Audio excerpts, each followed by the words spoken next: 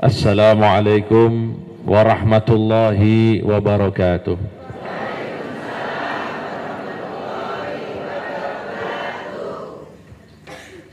Bismillahirrahmanirrahim.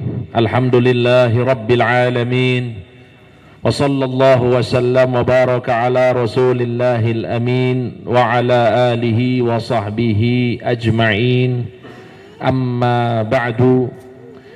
فقالوا سبحانك لا علم لنا إلا ما علمتنا إنك أنت العليم الحكيم اللهم انفعنا بما علمتنا وعلمنا ما ينفعنا وزدنا علما وعملا وإخلاصهما ودوامهما برحمتك يا أرحم الراحمين رب اشرح لي صدري ويسر لي أمري واحلل عقدة من لساني يفقه قولي وسدد لساني واهدي قلبي بحق سيدنا محمد صلى الله عليه وعلى آله وصحبه وسلم تسليما كثيرا. حضرة المحترمين, para alim, para ulama, para sesepuh, para bini sepuh ingkang kaula muliaken, wabil khusus jajaran Suriah PCNU Magetan, jajaran Tanfiziah PCNU Magetan, pengurus LDNU yang diketuai oleh Gus Ahmad Lukman Fahmi dan sedoyo para pengurus rutinan pengajian Lintang Songo, sallu ala Nabi Muhammad, dan seluruh jajaran Ta'mir Masjid Lintang Songo yang saya muliakan, lan sedoyo para jamaah, bapak-bapak, ibu-ibu, mas-mas, mbak-mbak, yang insya Allah malam hari ini selalu semangat dan mudah-mudahan tambah semangat untuk mengikuti pengajian, dan mudah-mudahan semua yang diminta sama Allah dikabulkan oleh Allah Subhanahu wa taala. Para hadirin, bapak-bapak, ibu-ibu yang dirahmati Allah, ini sebelumnya saya mau klarifikasi dulu niki. Saya kan di undangan niku tulisannya Habib Soleh bin Abdurrahman Al-Jufri dari Solo. Saya sebenarnya bukan dari Solo, tapi saya itu dari Sulawesi. Jadi disingkat jadi Solo.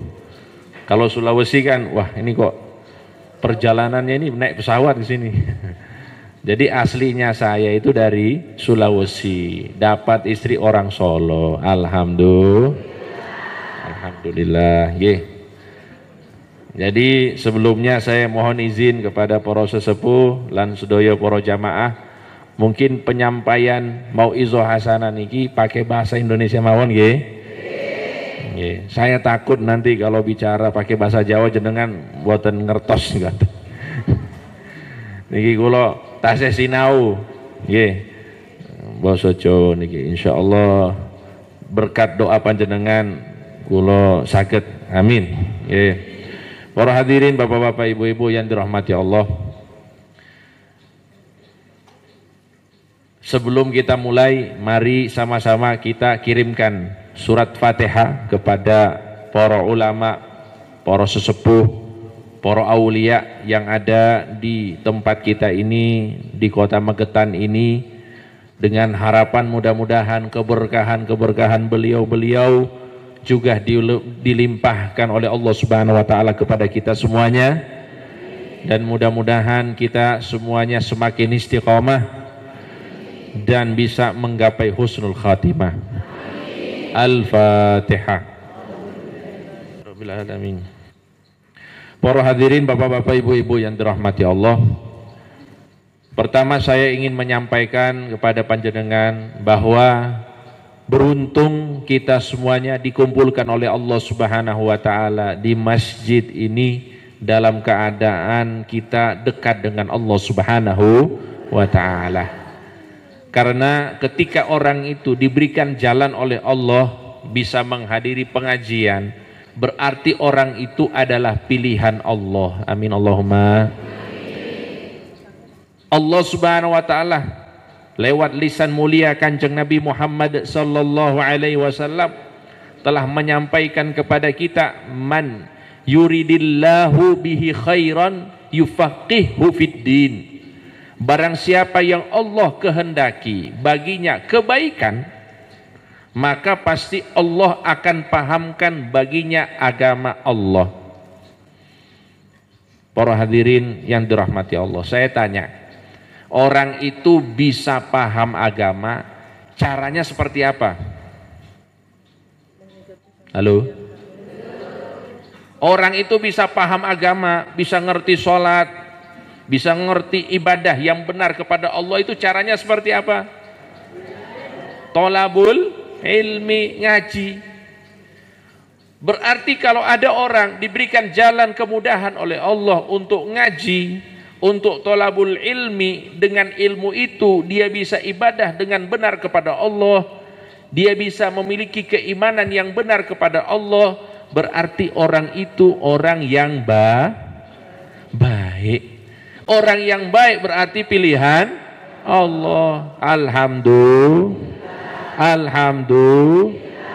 Ini yang harus kita ingat. Jadi definisi orang baik itu salah satunya adalah orang yang senang nopo?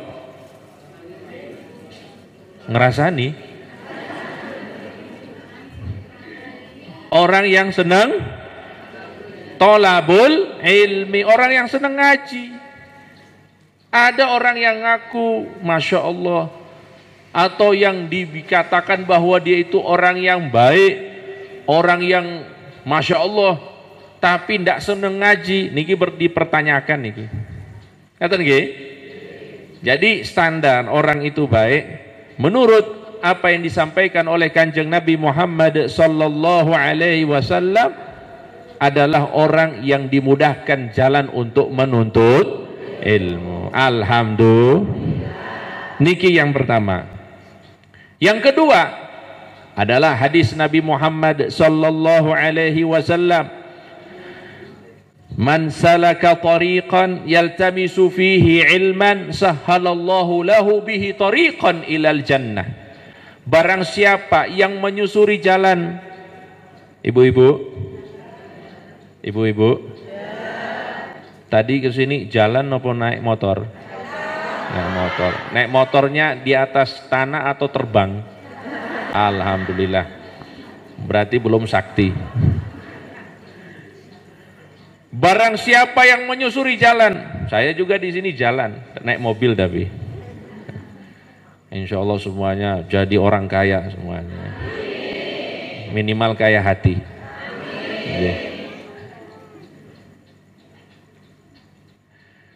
Barang siapa yang menyusuri jalan, demi apa? Demi menuntut ilmu, demi ngaji. Man salaka tariqan yaltamisu fihi ilman. Apa yang akan diberikan oleh Allah? Sahhalallahu lahu bihi tariqan ilal jannah. Maka Allah akan mudahkan jalannya menuju surga. Amin Allahumma. Masya Allah. Bapak-bapak, ibu-ibu, dua hadis ini sebenarnya sudah cukup, nggih. Sudah cukup sekali untuk kita semuanya. Agar kita itu jangan sampai ketinggalan pengajian.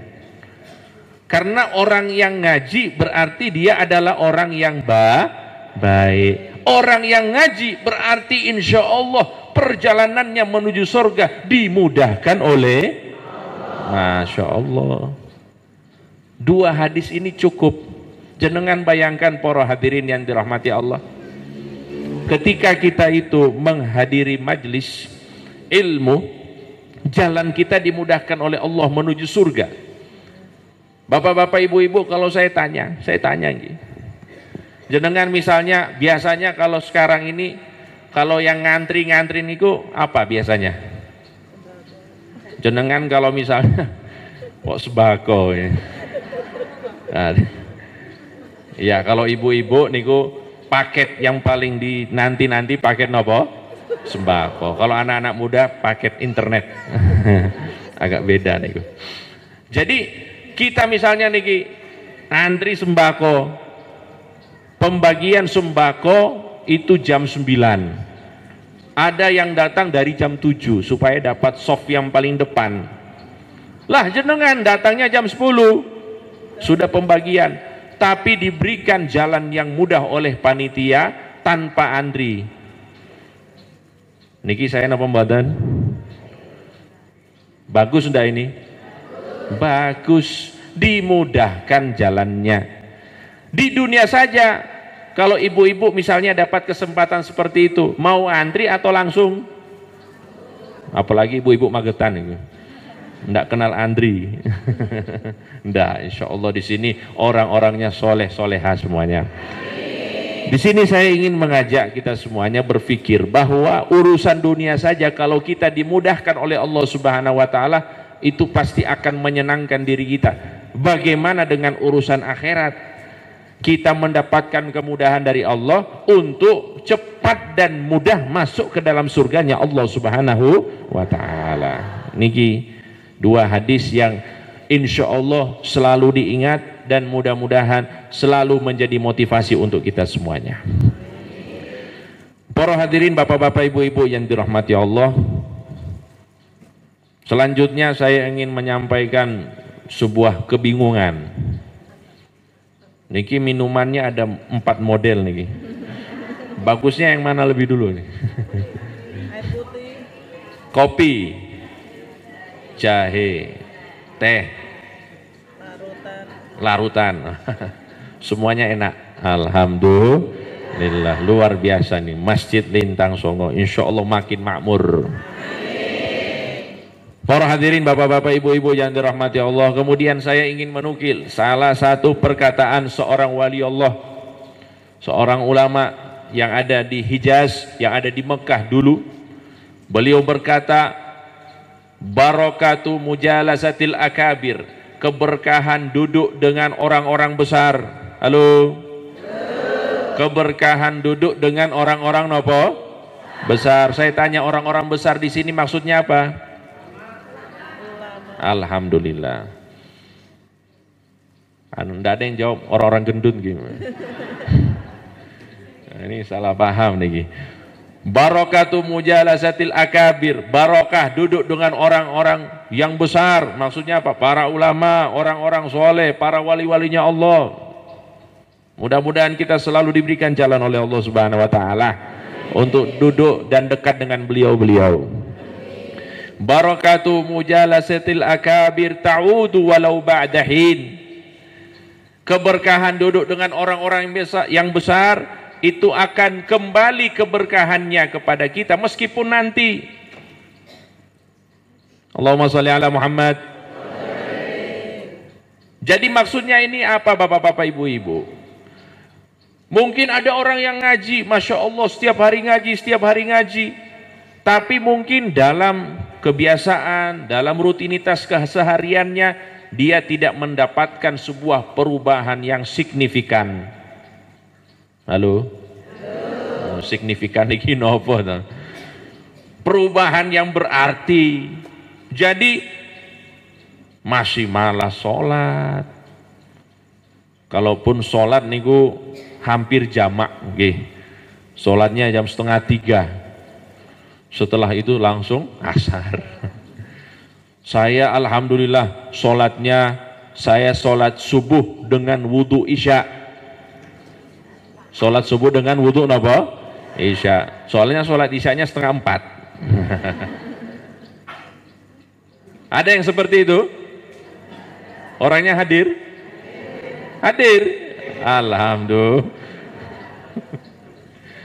Jadi kan dengar ceramah, Masya Allah, Syekh Abdul Qadir Jilani selama 30 tahun sholat subuh dengan wudhu isya. Wah, langsung diamalkan. Jadi sholat isyanya 3:30, subuh. Supaya ya nunggu subuhnya dekat nggih.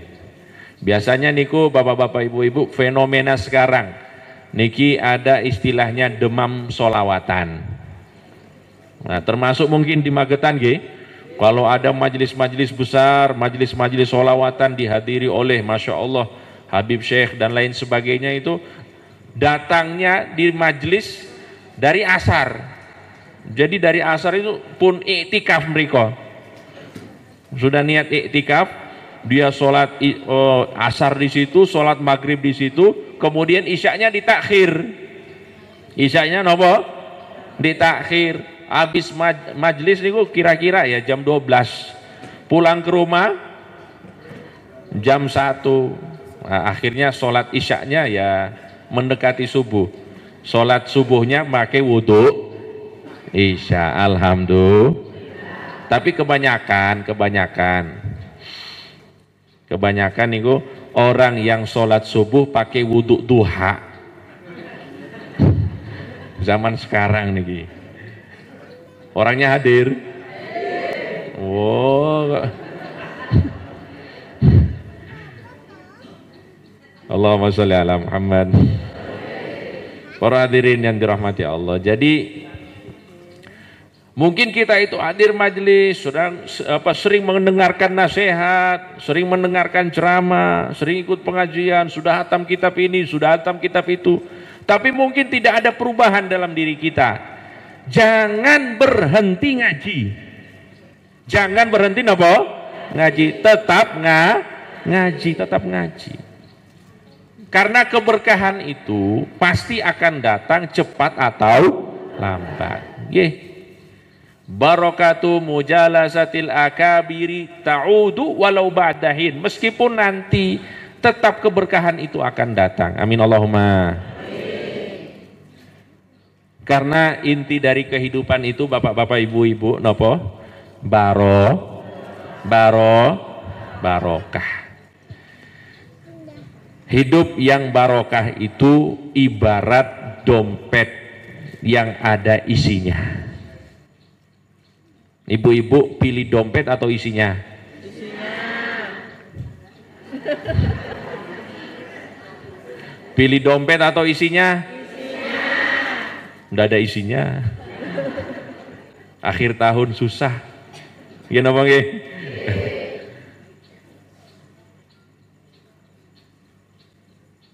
Hidup tanpa barokah itu ibarat dompet tidak ada isinya.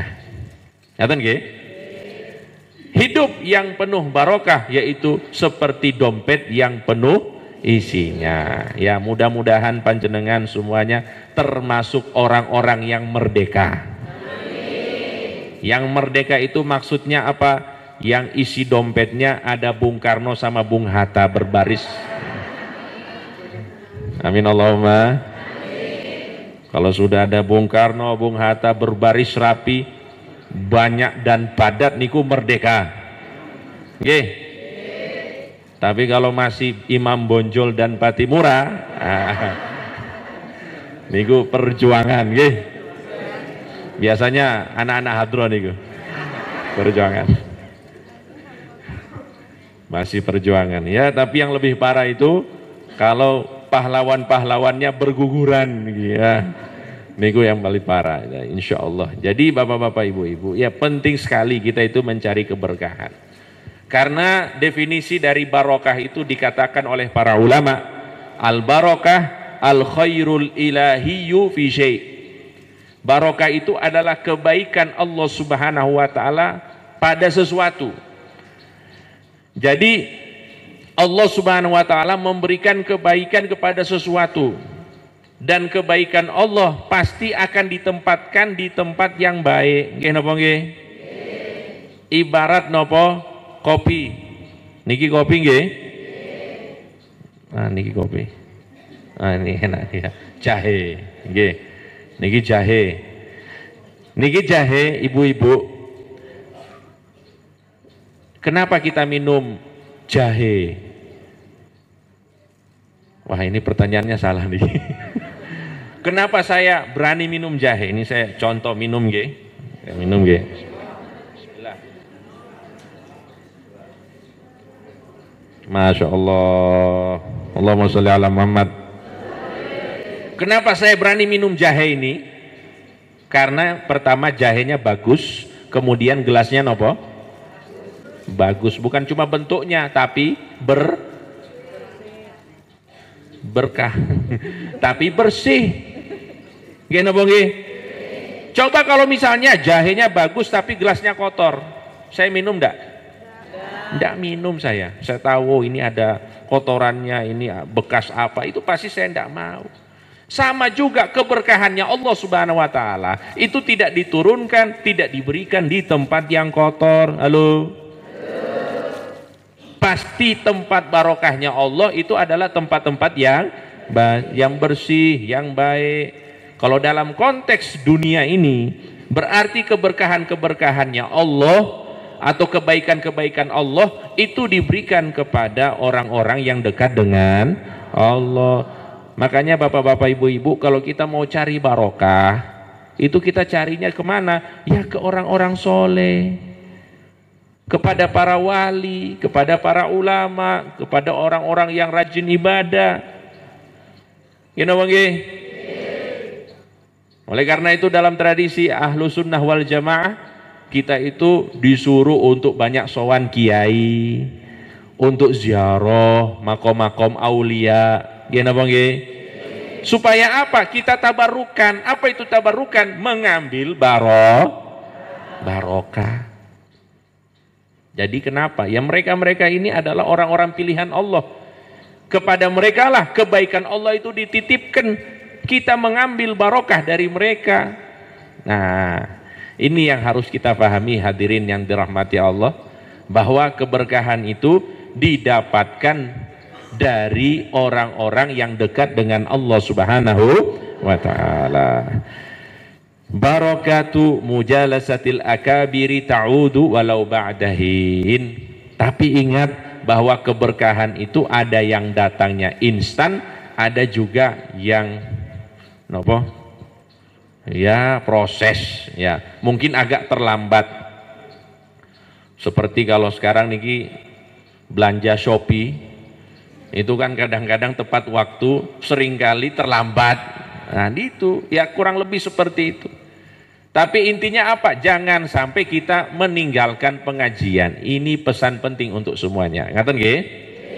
Sholli wa sallim daiman ala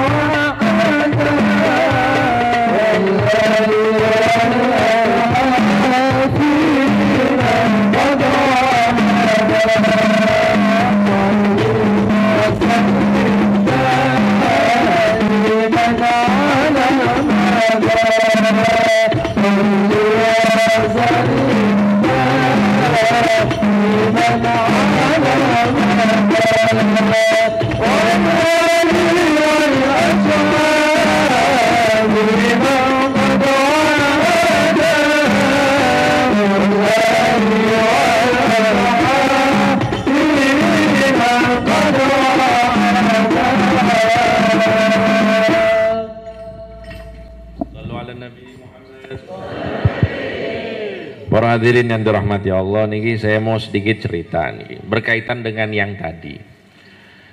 Jadi di Yogyakarta, saya kebetulan kuliahnya di Jogja. Nah, di S2 saya itu di Yogyakarta, di UII, Universitas Islam Indonesia. Nah, di sana saya bertemu dengan seorang kiai sepuh, nama beliau Mbah Yai Azhari. Nah, Mbah Yai Azhari ini menceritakan kepada saya sebuah kisah. Katanya beliau itu punya seorang murid. Muridnya ini Masya Allah menghatamkan kitab-kitab, kemudian juga orangnya sopan, dan kelebihannya lagi dia adalah hafidul Quran. Allahumma sholli ala Muhammad.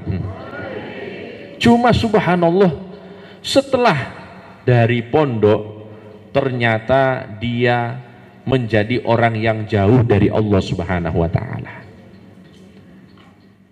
Padahal hafid Quran, padahal menguasai kitab itu, baca kitab itu Masya Allah, di balik kitabnya bisa dibaca nih, saking monopo sudah menguasai. Tapi beliau akhirnya apa? Keluar pondok pergi ke Bali. Yang jenengan tahu ya, pekerjaan di Bali ini kenapa? Ke Bali, kenalan dengan bule-bule. Akhirnya apa? Bukan bule Pak Le, bukan. Bule orang apa ya? Orang Inggris. Tiang-tiang Inggris niku, nggih. Bukan bule Pak Le niki. Ya Allah. Mohon maaf nggih Bapak-bapak, Ibu-ibu niki. Nah, saya lanjut nggih. Ketemu dengan orang-orang dari Eropa, dari Inggris, dari mana itu, akhirnya dibawa ke Eropa. Wah, tinggal di sana lebih parah lagi. Pokoknya jadi orang, bahkan dia tidak sholat, jadi pokoknya jauh dari Allah Subhanahu wa taala. Naudzubillahi min dzalik. Bahkan ada beberapa profesi niku, cuma saya tidak enak ceritakan di sini. Ini kisah nyata nih. Tapi subhanallah, pulang ke Indonesia, kemudian apa?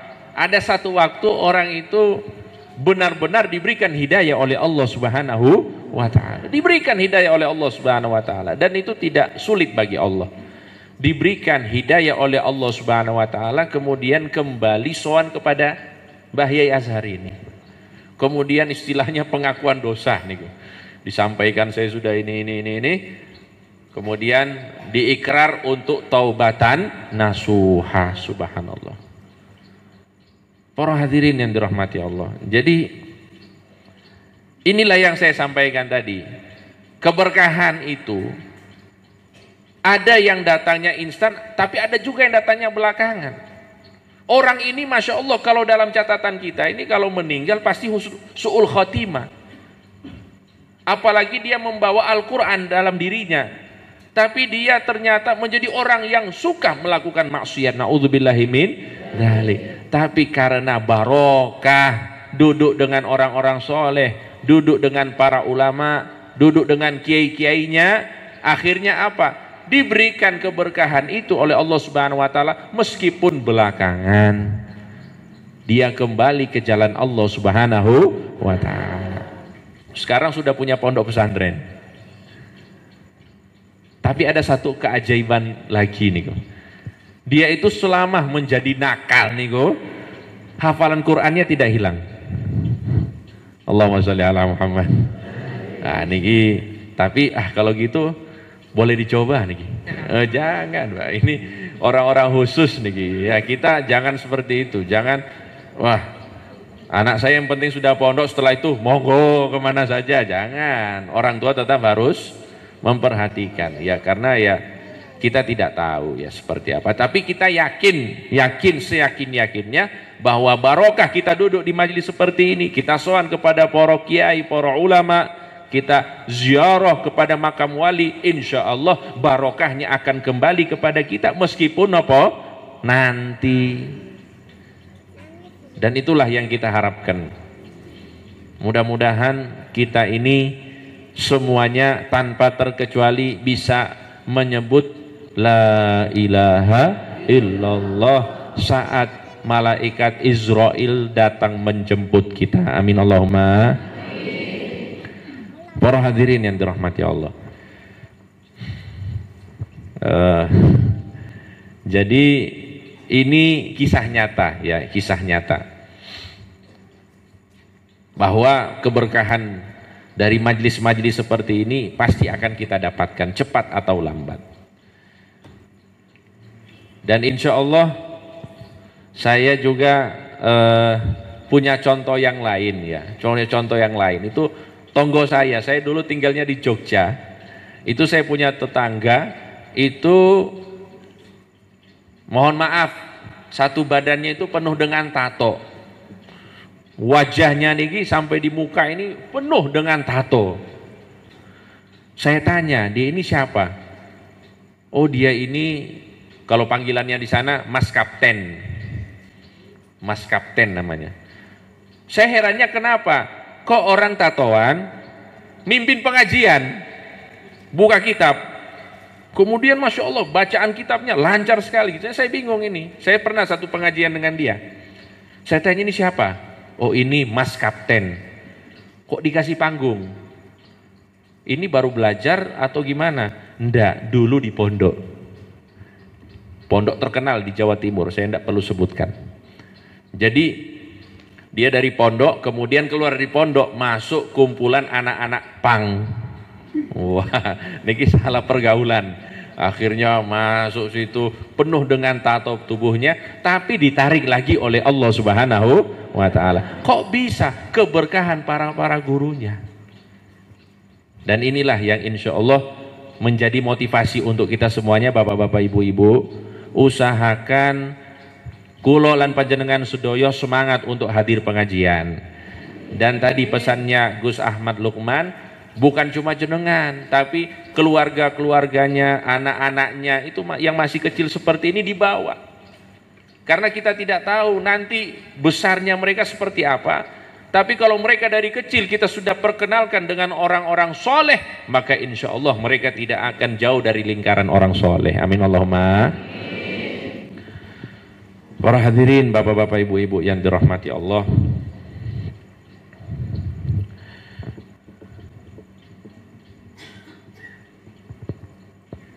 Sebenarnya inti ceramah yaitu sudah selesai insya Allah. Iya, yang penting sudah sampai pesannya insya Allah nggih, bapak-bapak, ibu-ibu. Yang penting jenengan ya sedoyo insya Allah semangat ngibadah kepada Allah Subhanahu wa Ta'ala, dan jangan lupakan hadir di pengajian seperti ini. Tapi jangan dulu beres-beres bapak-bapak, ibu-ibu nih. Nanti kita tutup dulu. Kita tutup dulu insya Allah. Jadi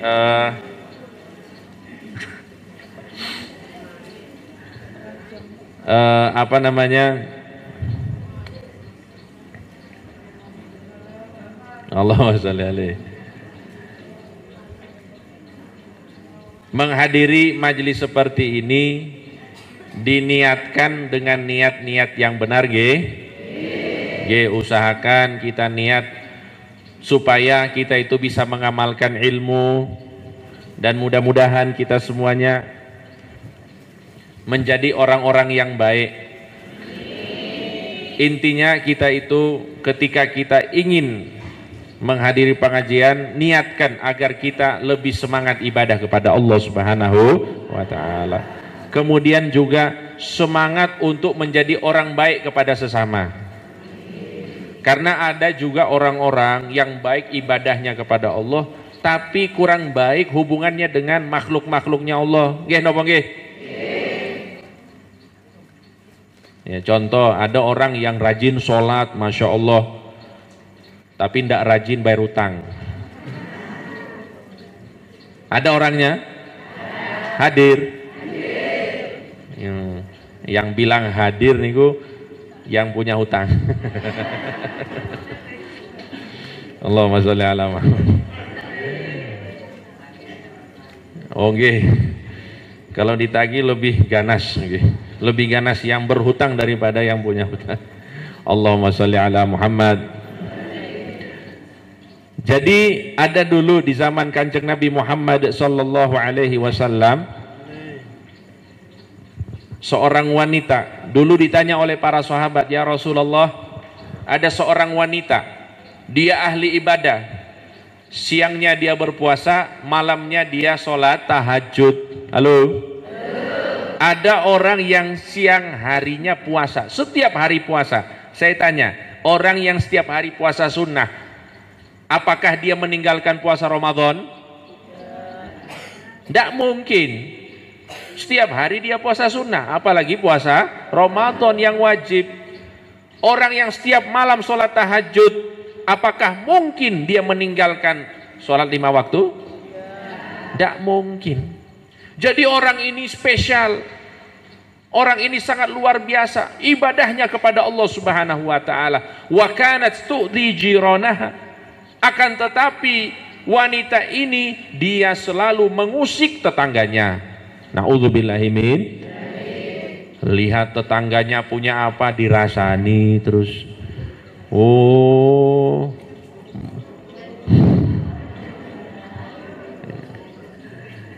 Pokoknya ibu-ibu kalau sudah bilang oh bahaya nih kok. Apalagi sudah diangkat alisnya gini. Niku menyembunyikan 1000 makna nih. Ya ibu-ibu. Jadi dia ini orangnya ahli ibadah. Cuma masalahnya apa? Sering mengusik tetangganya. Dalam riwayat dikatakan bilisaniha. Sering mengusik tetangganya dengan lisannya, dengan ucapannya. Sering menyakiti hati tetangganya, sering memfitnah tetangganya, sering menggibah tetangganya. Apa kata Nabi Muhammad sallallahu alaihi wasallam? Hiya finnar. Perempuan yang ahli ibadah ini tempatnya di neraka. Naudzubillahi min. Berarti apa para hadirin yang dirahmati Allah? Ibadah itu tidak cukup untuk menyelamatkan kita di akhirat. Makanya saya ingatkan, jenengan niatkan untuk hadir di majelis seperti ini supaya ibadahnya bagus dan juga hubungan jenengan dengan sesama makhluknya Allah juga nopo bagus. Kepada siapa kita berpedoman? Kepada Kanjeng Nabi Muhammad sallallahu alaihi wasallam. Para hadirin yang dirahmati Allah. Satu ketika Rasulullah sallallahu alaihi wasallam itu didatangi oleh orang. Orang ini meminta kepada Rasulullah, "Ya Rasulullah, berikanlah aku harta." Apa jawab Kanjeng Nabi Muhammad sallallahu alaihi wasallam? Apakah kamu lihat? Jadi dulu Kanjeng Nabi niku ada nopo? Peternakan, dan peternakannya Kanjeng Nabi ini Masya Allah besar sekali di lembah gunung. Oh kalau istilahnya nopo di lembah gunung. Lembah itu apa bapak-bapak ibu-ibu? Lembah itu adalah tempat di antara dua gunung. Jenengan bayangkan jumlahnya itu sebanyak apa. Kanjeng Nabi berkata kepada orang itu, coba kamu lihat kambing-kambing yang ada di lembah itu yang jumlahnya ratusan itu semuanya milikmu. Shallu ala Nabi Muhammad. Jadi orang ini minta sesuatu dari Kanjeng Nabi yang mungkin Kanjeng Nabi itu cukup ngasih satu kambing selesai, tapi diberikan semuanya oleh Nabi Muhammad sallallahu alaihi wasallam. Apa yang terjadi hadirin yang dirahmati Allah? Orang ini membawa semua kambingnya Kanjeng Nabi Muhammad sallallahu alaihi wasallam sampai ke kampungnya. Dia berkata kepada masyarakatnya, "Ya qaumi, wahai masyarakatku, aslimu, masuklah kalian ke dalam agama Islam. Fa inna Muhammadan qad anfaqa man la yakhshal faqr." Karena Nabi Muhammad sallallahu alaihi wasallam telah memberikan kepadaku pemberian orang yang tidak takut kefakiran. Shallu ala Nabi Muhammad. Jadi kalau Kanjeng Nabi itu dalam urusan muamalah, hubungan dengan manusia nomor satu. Halo? Ini saya mau tes. Jenengan punya rumah berapa? Satu. Allah, insya Allah rumah di surga banyak. Yeah.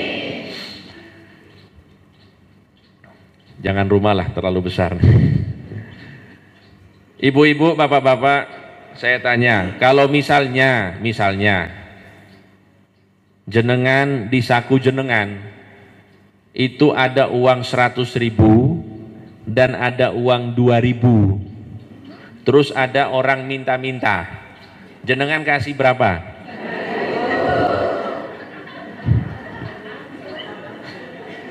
Sepakat? 2.000? Oh nggih. Allahumma sholli ala Muhammad.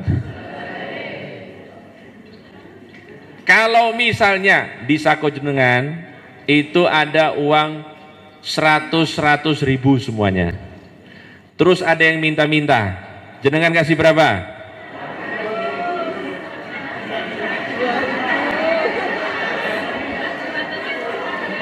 Berapa? 2.000 lagi. Nggak ada 2.000, 100. Sodako atau enggak? Enggak. Oh, yeah. Dikasih. Oh, atau dikasih uang minta kembalian. Besok ya. Kunduripun pundi.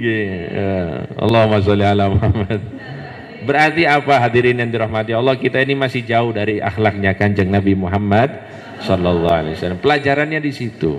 Artinya perlu bagi kita untuk selalu mendengarkan kisah-kisahnya Kanjeng Nabi Muhammad sallallahu alaihi wasallam, kisah-kisahnya orang soleh, supaya kita itu memiliki sifat-sifat seperti beliau-beliau, yang ringan tangan, yang baik hati, yang suka membantu sesama.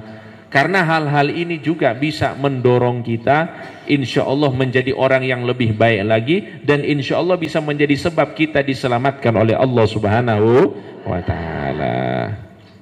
Pun jadi ini pesannya insya Allah, jenengan pokoknya kalau hadir pengajian niatnya yang lurus nggih bapak-bapak ibu-ibu, supaya semangat ibadah dan supaya jadi orang yang baik. Para hadirin yang dirahmati Allah, saya tutup insya Allah dengan satu amalan nggih. Niki mungkin jenengan sudah mengamalkan, tapi saya menguatkan lagi. Apa itu? Usahakan setiap habis sholat 5 waktu jangan lupakan bacaan ayat kursi. Ngaten nggih? Jangan lupakan bacaan nopo ayat kursi. Misalnya jenengan sholat jamaah, insya Allah kalau di masjid-masjid NU ya sudah biasa niku, pasti terbacakan niku nggih. Tapi kalau sendiri ya biasanya kan orang itu sendiri lebih semangat atau lebih malas? Sepakat? Ya buktinya apa? Jenengan bisa duduk 2 jam di sini kan karena rame-rame. Coba kalau sendiri 10 menit pun wah, Masya Allah. Gini apa nggih? Jadi kalau kita itu bareng-bareng semangat zikir ba'da sholat di masjid niku 15 menit tahan. Tapi kalau di rumah, wallahu a'lam. Makanya sering saya katakan kalau orang-orang zaman sekarang ya, kalau sholat di masjid, sholat sunnah di masjid 2 rakaat setelah baca Al-Fatihah itu bacanya amma yatasaalun. Halo? Maksudnya apa? Panjang. Tapi kalau di rumah kulhu. Nah ini Masya Allah pasukan-pasukan kulhu nih. Kalau di rumah, tapi kalau di masjid wah ketok lama nih. Karena apa? Rame. Semangat kalau rame-rame. Tapi kalau sendiri itu agak malas. Kalau perlu itu kalau bisa kulhu itu dibagi dua niku. Qul huwallahu ahad, Allahu somad, Allahu akbar.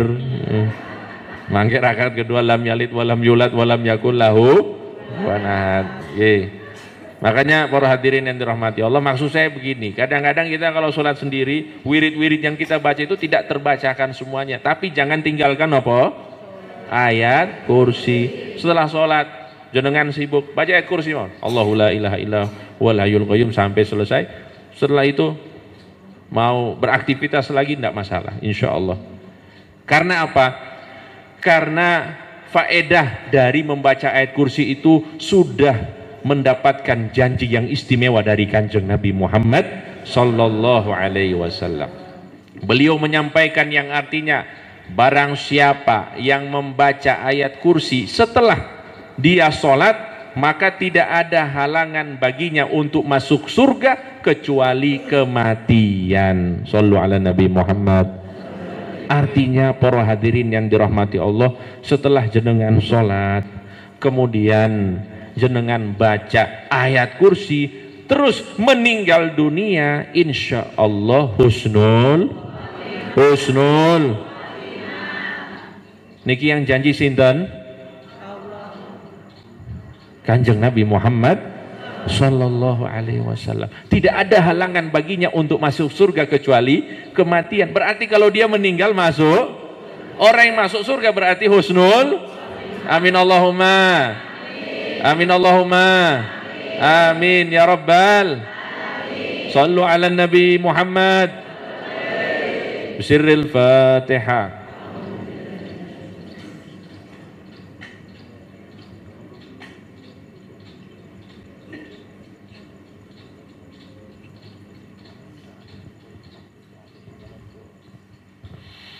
Doa yang pertama kita sampaikan, mudah-mudahan dosa-dosa kita, kesalahan kita diampuni oleh Allah Subhanahu wa taala, dan semoga kita semuanya mendapatkan barokah, mendapatkan rahmat dari Allah Subhanahu wa taala.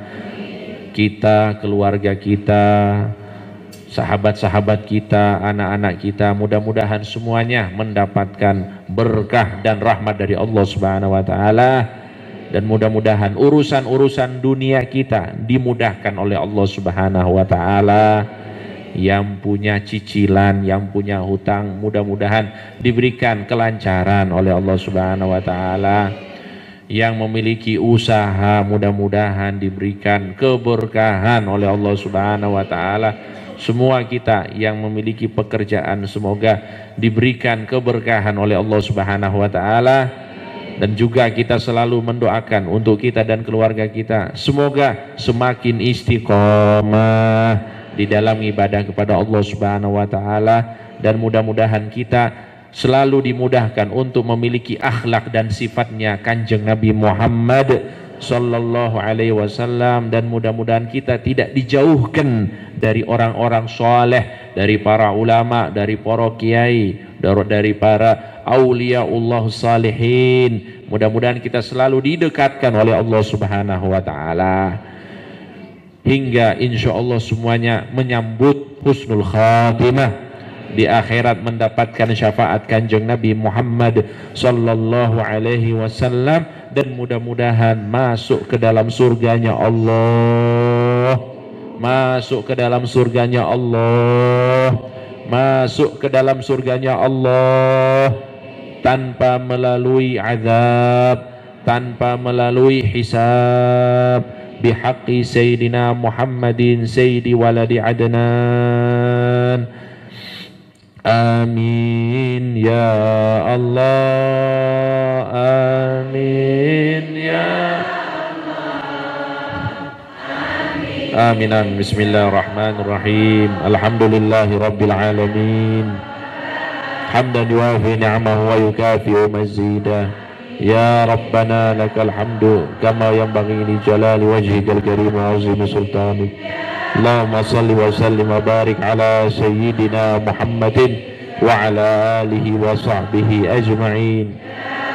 Allahumma ya awwal al-awwalin wa ya akhir al-akhirin wa ya dhal quwwatil matin wa ya rahim al-masakin wa ya arhamar rahimin. Allahumma inna nas'aluka al-'afwa wal 'afiya wal mu'afata daima fid din wad dunya wal akhirah. Allahumma ighfir lana dhunubana wa liwalidina warhamhum kama rabbawna shighara wa li jami'il muslimina wal muslimat wal mu'minina wal mu'minat al-ahya'i minhum wal amwat birahmatika ya arhamar rahimin. Allahumma ja'al jam'ana hadha jam'an marhuma wa tafarruqana min ba'di tafarruqan ma'suma wa la taj'al minna wa la fina wa la bainana shaqiyya wa la mahruma birahmatika ya arhamar rahimin. Allahumma aminna fi awtanina wa adimil amna fi rubu'ina wa busutis salamata fi biladina.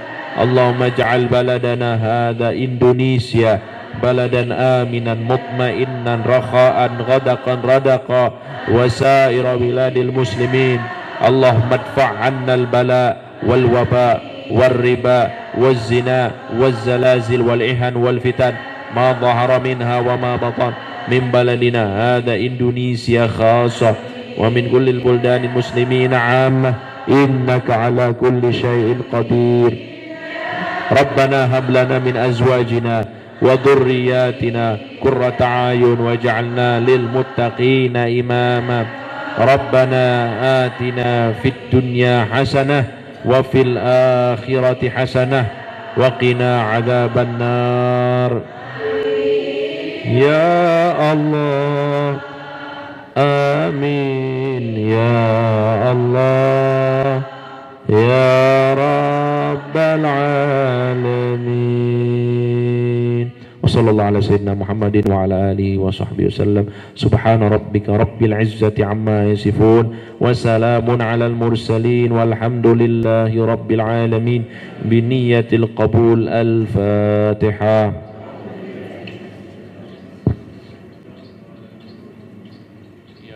وإياك نستعين اهدنا الصراط المستقيم صراط الذين أنعمت عليهم غير المغضوب عليهم ولا الضالين. Amin. Kurang lebihnya mohon maaf nggih Bapak-bapak Ibu-ibu. Wallahul muwaffiq ila aqwamit thoriq. Wassalamualaikum warahmatullahi wabarakatuh.